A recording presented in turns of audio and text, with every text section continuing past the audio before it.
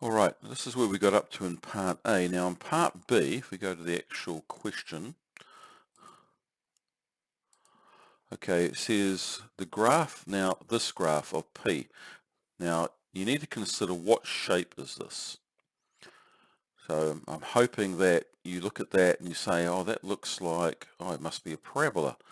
And it's negative A, and considering that A, B, and C are numbers more than 0, so the negative of A would mean you've got an inverted parabola, and this x minus b would be a translation to the right, and then this minus c would be a translation down.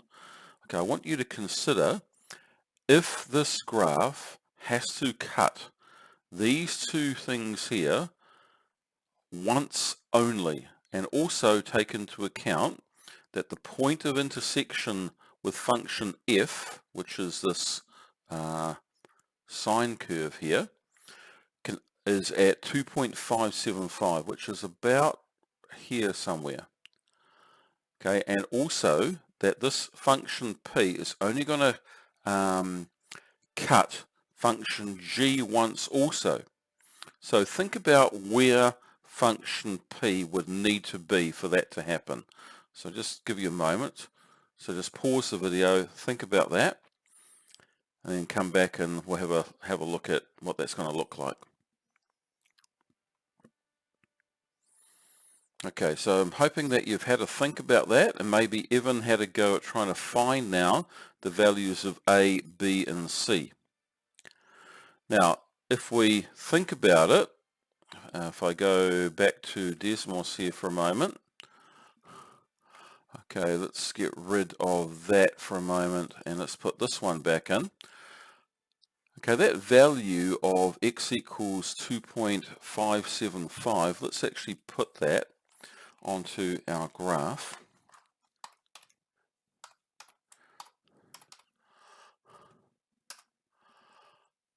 Okay, so we've got this green line here. So this means, I didn't really want to zoom up on that,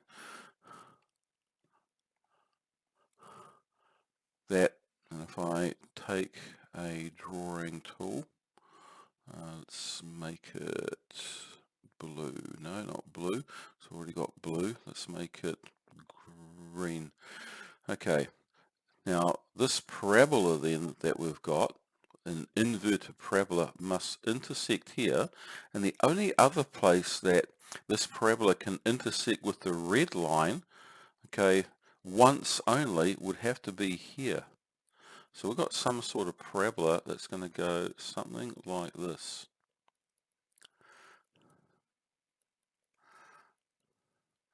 I know that's not a great parabola, but at least I think it shows a parabola that would fit that condition. All right, now also think about this inverted parabola. If the vertex is here, now what's the coordinates of this? Remember, it's on this cosine graph. So think about what's this x value, what's that going to be? And what's this y value? Okay, what's that going to be? So from that, and you should have realized, hey, that's pi there, and this is negative 2. So if the vertex of an inverted parabola, the topmost point is at the coordinates pi negative 2, and the equation that you've got is this negative ax minus b squared minus c, you can actually get two of these values here straight from this coordinates. Now have a think about that. Just pause the video and think about how can I get two of these values here from this coordinate here. So pause the video, have a think about that. You don't need any calculus, you just need to know a bit about inverted parabolas and where the vertex is and the formula that goes with that. Alright, so I'm hoping that you've paused the video, you've had a go, and let's have a think about this. So when you've got an inverted parabola and you've translated it, okay, all the way across here, pi radians, okay, then that would be this value b here. So b is going to equal pi. And if we have then translated that parabola down to, then that must be the value of c. So c is going to equal 2. So what we've got then is we've got sum of the equation of p straight off without using any calculus, just knowing what the equation of a parabola looks like. Okay, so this would be x minus pi squared minus 2. And now all we need to do is to find a.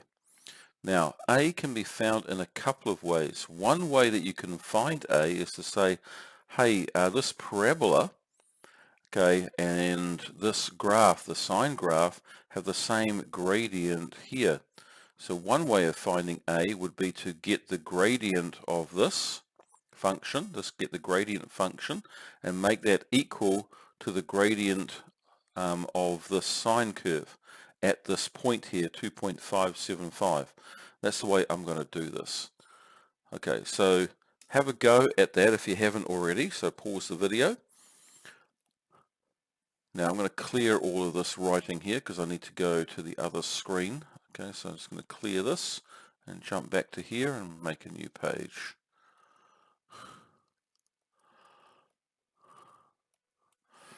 So what do we got then? Oops, didn't want to do that. What the hell's happened there? Okay, so we've got...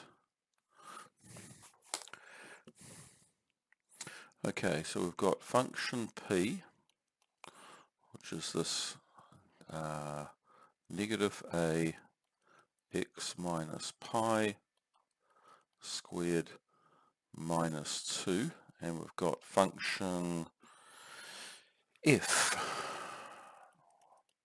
which is that 2 sine 3x. Now, these two functions have the same gradient at x equals 2.575.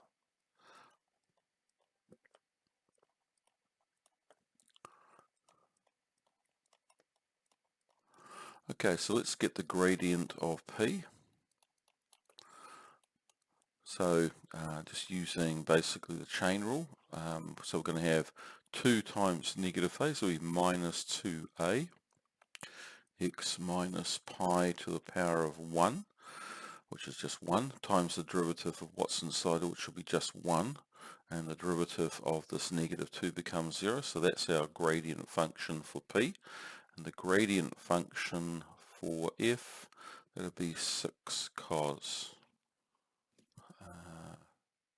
Oh, sorry, had that function slightly wrong, don't I? So let's get rid of that.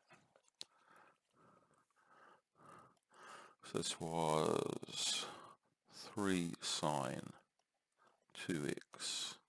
So the gradient function is going to be 6 cos 2x. Alright, so what we can do then is I can substitute this 2.575 into here, and that gradient value must equal this gradient value at the same x value. So basically we're substituting x equals 2.575 into here and here and calculating for a because they must equal one another. So that will give 2a, then we've got that 2.575 minus pi is equal to 6 cos 2 times 2.575. Okay, so if you calculate all of this out, okay, you end up with a being equal to 2.243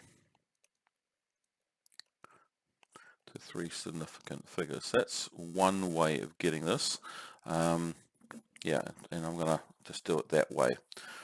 Okay, so that's part B, okay, and I'm just going to stop this video here and we'll have a look at part C in the third video.